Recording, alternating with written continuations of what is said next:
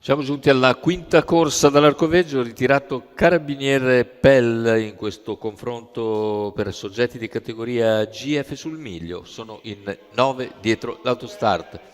1 Chapeau Tree, 2 ritirato, 3 Enola Gay Treb, 4 in Plane B, 5 Elodie WF, 6 Big Business Arc, seconda linea 7 Cartier, 8 Dylan Chris, 9 Esplosivo GSO, 10 Zilat Getti. Favori in chiusura per Chapeau Tree. Numero 1 Marcello Spanò in sediolo, sotto la pari, chiude.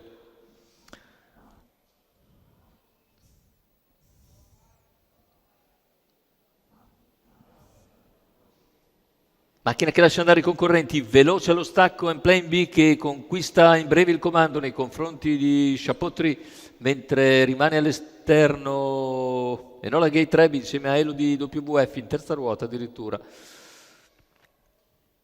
In vantaggio dunque Plane su Chapeau Tree, terza posizione per Cartier, 200 iniziali in 14,7. Plane B va via svelto in questo primo tratto di percorso. Favorito Chapeau Tree segue a 2 lunghezze abbondanti e se ne vanno i 400 iniziali in 29,6 da 1,14. Percorsi esterne Enola Gay Treb ed Elodie WF che non hanno trovato posto e così si viaggiano ovviamente meglio i cavalli alla corda anche per l'andatura molto sostenuta, 45,3 da 1,15,5 ora, ha leggermente decelerato, 15,7 in curva, ma l'andatura per il livello è abbastanza elevata, diciamo. Vantaggio sempre Plane B, 1 minuto e 2 decimi, il passaggio con un 14,9 ancora davanti alle tribune, rimane confinato in terza ruota invece lo DWF. Seconda posizione per Chapeau Tree davanti a Cartier, non cambia nulla tatticamente.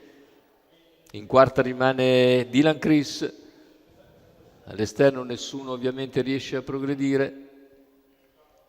E così, dopo chilometro molto svelto, allunga ancora Plane B che affronta la curva finale con quelle 2 lunghezze di margine su Chapeau Tree che non riesce ancora a ricucirle.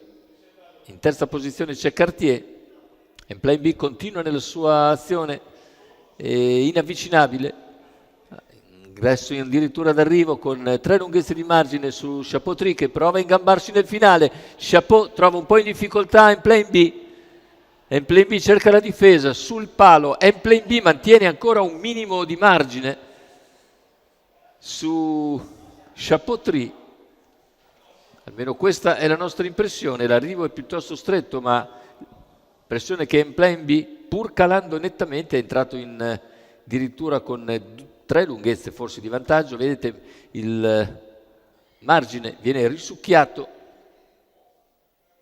e sul traguardo è ancora però probabilmente il numero 4 di Plane B che si mantiene al comando, mentre per il terzo posto dovrebbe essere Big Business Arc a aver avuto la meglio.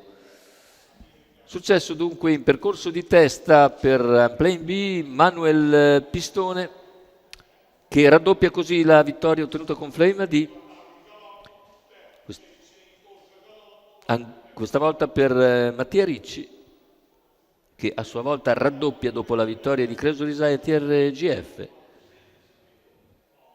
La scuderia invece è la Spallina.